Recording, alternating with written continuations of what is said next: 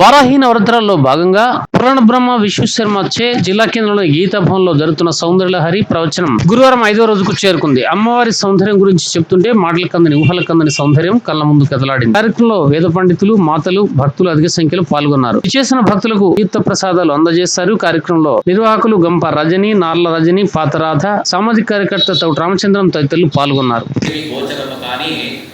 ఒక లోకం ఒకటి ఉంటుంది, అదే చంద్రలోకం. ఆ చంద్రలేఖంలో నివసిస్తూ ఉంటాడు పరమాత్మ. ఎందుకంటే ఆ భూమధ్య భాగంలో ఏముంటాయంటే ఒక 2 దళాలు ఉంటాయట. ఆ 2 దళాలు కలిగి ఉండేటువంటి ఒక స్థానమే ఆజ్ఞాచక్రం. అంటే ఒక్కొక్క చక్రం నుంచి పైకి వెళ్ళిన తర్వాత సహస్రారంలో ఉండేటువంటి ఒక జగన్మాతను మనం చూడాలి అంటే ఆయా చక్రాలు కనుక ఆ స్థానం ఎవరిది అంటే త్రిపుర నివాస స్థానం. ముగ్గురమ్మల మూలపటంలో త్రిపుర సుందరం ఉండేటువంటి ఒక స్థానం. అది ఏం చేస్తుంది, ఇక్కడి నుంచే ఈ స్థానం నుంచే ప్రవహిస్తుందట ఏదైనా సంకల్పం. అందుకనే మనందరం కొట్టు పెట్టుకోవడానికి ప్రధానమైన కారణం కూడా అదే. ఇటువంటి ఒక స్థానం ఎదుటి వాళ్ళ దృష్టితో పాటు మన మనోసంకల్పం ఒకటి ఉంటుంది. ఆ మనోసంకల్పం ఇక్కడి నుంచి ప్రారంభమై ఆజ్ఞాచక్రం నుంచి బయలుదేరి ఏ ఆజ్ఞ మనసు బంధిస్తుందో ఆ ఆజ్ఞ ప్రకారం బుద్ధి వెళుతుందట.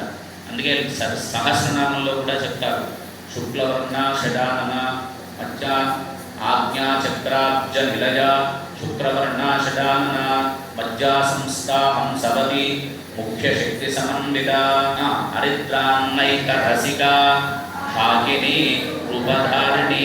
ఆ ఆజ్ఞాచక్రంలో ఉండేది హాకిని దేవత. ఆ హాకిని దేవత, ఆ దేవతలకు, ఆ హాకిని దేవతకు కూడా 3 కన్నులు ఉంటాయి, 6 తలలు ఉంటాయి.